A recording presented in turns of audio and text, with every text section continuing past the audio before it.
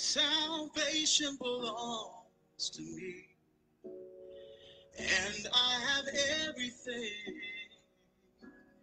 that makes salvation complete.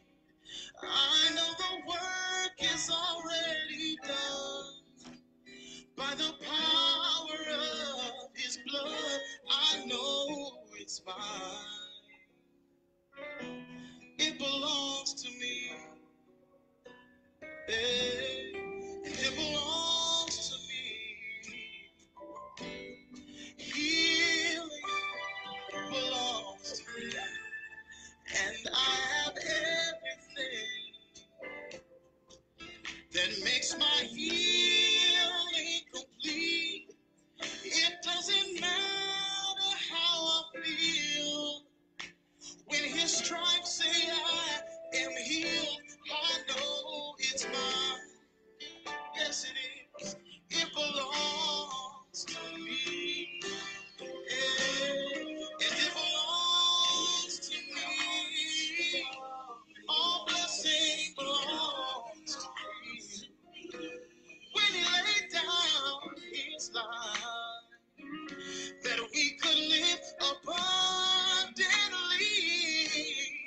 My heart's desires are fulfilled, and it's according to his will. I know it's mine. Oh, hallelujah. It belongs to me. Good morning, everyone. Good morning. This is Tanika here today with Tuesday Talks with Tanika. Hey, thank you all so much for joining with me today. Thank you for sharing a small portion of your Tuesday morning with me. Real quick, if you can, go ahead and hashtag Tuesday Talks with Tanika. If you can please hashtag Tuesday Talks with Tanika. Share this on your wall, on your page with someone you know. Today, we want to be a blessing to everyone we come in contact with. We want to be able to share a good message with the world today. Thank you guys again so much for sharing a portion of your Tuesday morning with me today.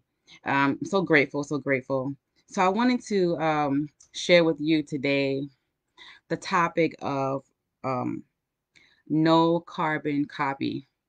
No carbon copy. And this is something that I personally had to deal with on many different levels. And so this is very personal for me to a certain extent. And so I feel at liberty to share this with you today. And so if you all can, again, share this with your friends and family as well. So no carbon copy, no carbon copy. And so I wanted to start off by just asking, have you ever felt like you have been led to do something in life, or felt like there was something that you wanted to do that you were so passionate about, but you were afraid to do it because you began to think about the hurdles, began to think about the things that could go wrong, the obstacles that could come your way. And so naturally, doing something that you've never done before can be scary. You know, the fear of the unknown, the things that you've never experienced before, because you have not experienced them, you don't know what the outcome could be. And so naturally, in our human minds and what our human minds can gather, we assume that the worst will be what will come of us launching out, of us, you know, taking that step. And sometimes we feel like the impossible is something that we cannot make possible, you know. And so fear then paralyzes us, and it causes us to stay stuck and causes us to stay in that place of comfortability. And so sometimes we just have to close our eyes and jump. You know, I don't know how many of you have done this before, but I've had to do that a couple of times. You know, just close your eyes and jump in and just say, you know what, I'm going to do this. And I don't know how it's going to work. I don't see how it's going to work on the other side, but I have faith enough to believe that it's going to work. And sometimes we have to know that it's going to work, so much so, and have faith in that until it doesn't matter what we think about the situation. We just believe and know that it's going to work once we make that jump. And sometimes we have to do that in order to make progress into our next step. And so getting back to the no carbon copy portion, I wanted to talk about how whenever we decide to make that launch and make that jump with our eyes closed, we may experience some people around us and some of our friends, our colleagues, some of our um, enemies, whomever. You know, it seems like people are always very judgmental when you launch out to do something that may have never been done before, or maybe it has been attempted to be done before, but you never did it before. And so we'll find people that will always have something to say, and they'll say, well, you know, if I would have done it, then I would have done it this way, or you should do it this way. It'll come out better, you know, if you do it this way. And I think you should do it like this. And you know, always imposing their opinion on the plan that God gave you, and always imposing their opinion on the vision that God gave you for the project that He laid in your spirit. And so sometimes that can be a distraction for us because, you know, it can cause us to lose sight on what was given to us originally. You know, it can cause us to not be that original piece, and then it will cause us to try to be that carbon copy. But our focus today is not becoming a carbon copy. And so the people that may come around you that may try to tell you how to do a specific thing, maybe those aren't the people that your project is for. Maybe those aren't the people that you were called to influence.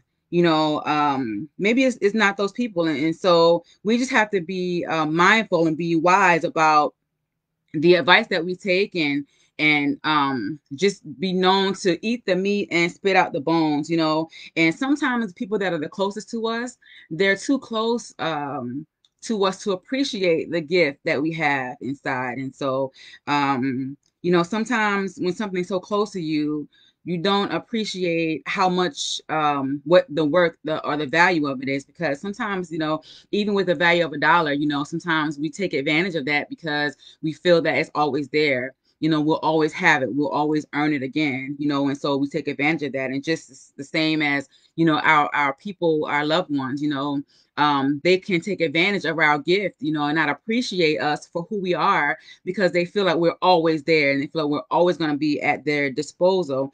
So we need to make sure that that we don't allow the influence of the people to make us a carbon copy. And so we need to also try to stop trying to convince people of what God gave you. Stop trying to convince them that what God gave you is enough. Because once you know that God gave you, what God gave you is enough for you, then you can walk in full confidence and will walk in full authority and power, knowing that the project He gave you, knowing that the vision He gave you is good enough, that you are the best that has ever done it. You are the best that will ever do it, you know. And when He gave it to you, He gave you the best. You know, when He gave you the vision for it, He showed you the best. And when He showed you what the end was going to be, He showed you how it would look at the end. And He showed you how the best is yet to come, you know, because you are the best, and it just has to be manifested in the earth. And so don't allow the people's opinion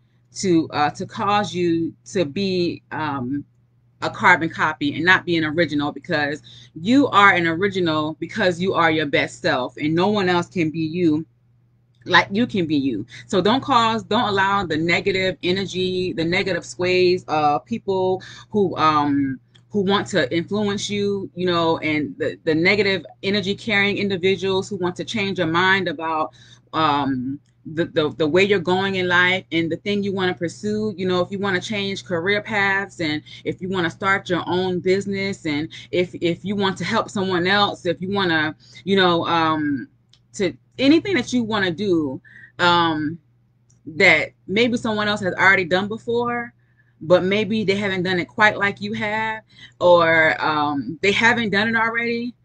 Don't allow the people that aren't doing it to stop you from doing what you know you should be doing.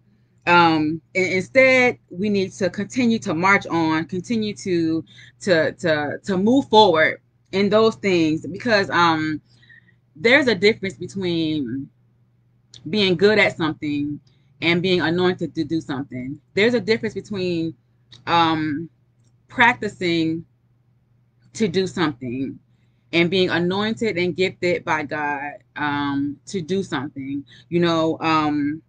I don't know. It's not comparable. It's not comparable. It's two totally different things, and that goes back to being an original or a carbon copy. So it doesn't really matter how much practice you have on something, how many times you've rehearsed it, how many times you try to get it right, how many times you try to perfect a craft. If you haven't been graced with the anointing of God, then pretty much it's like a squeaky wheel that's just making a lot of noise with no substance, with no grip, with nothing that's going to carry us on, until time after time after time. And so it's just like thought come to mind. I don't know if you all have ever tasted different cakes. You know how you have a lot of bakeries and people that make different cakes or different types of food items that have a lot of fondant, a lot of things on it, flowers and a lot of colors and stuff, and they look so nice and pretty on the outside, right? They look so nice and pretty on the outside. And now you find that people are asking the question, what does it taste like? What does it taste like on the inside? Because you can be all packaged up real nice and pretty. You can look so good on the outside, but if you don't have the substance to carry on, if you don't have the anointing, if you don't have the know-how, if you don't have the proper know-how, then all you're doing is wasting ingredients.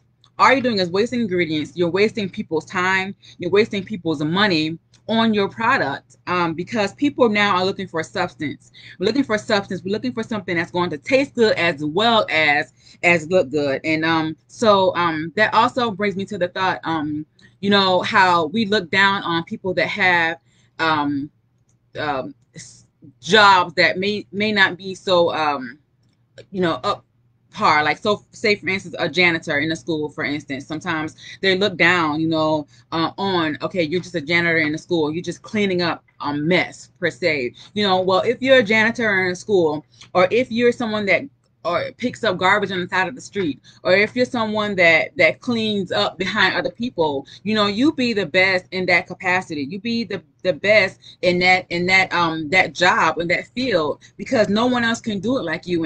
And so I find it very funny how someone else can say, okay, well, you're not mopping the floor right. Don't mop from the left and right, mop, up and down or backward and forward. And sometimes we just want to say, well, here go the mop. You do it yourself. And we can give instructions, and we can give direction, and we can give so much influence and so much insight from the sideline, and saying how you should do it, what you should do, and what is going to work best for you. And we can say, this is not going to work and that's not going to work to someone else, but you're not doing it, and I find that very strange how we can tell people what to do, but not take our own advice when we live in our own skin with ourselves. And so we need to watch those individuals that will be so easy to tell us what to do and how to do it. And as I was studying on this last week, I thought about it, and well, could it be that the people that are telling you how to do and what to do with your life and with your project, could it be that they're telling you to do it this way and that way because that's the way that they want to do it, but they're too afraid to do it themselves? Is it because they're too afraid to fail at the project that they felt like they should be doing, so they try to get you to do it their way so that their dreams could be fulfilled through you? Well, you're not a carbon copy. You're an original. And so you're going to do it the way that you have been given to do it, that you have been given the vision to do it, that you have been assigned to do it, because that's the only way that you can be. And for you to be a success, that's the only way that you can do it. That's the only way that you can be your best, is if you do it the way that it has been given to you to do it. So don't allow someone else to try to live their dream through you, to try to tell you to sway to the left or right so that you can live their dream through you and through your activity and through your hard work. And so that's just like in grade school, taking an exam on a test. We have those cheaters that will cheat on the day of the exam. They look over on your paper, they inch up over on your paper to see what your answers are, right? To see what your answers are. And they will try to get the same score that you have, to get the perfect score that you have, but they didn't want to study all night long to get that good grade, and so they want to get the success that you have, but they don't want to put in the work. So we need to be very mindful that we cover our shoulders from those people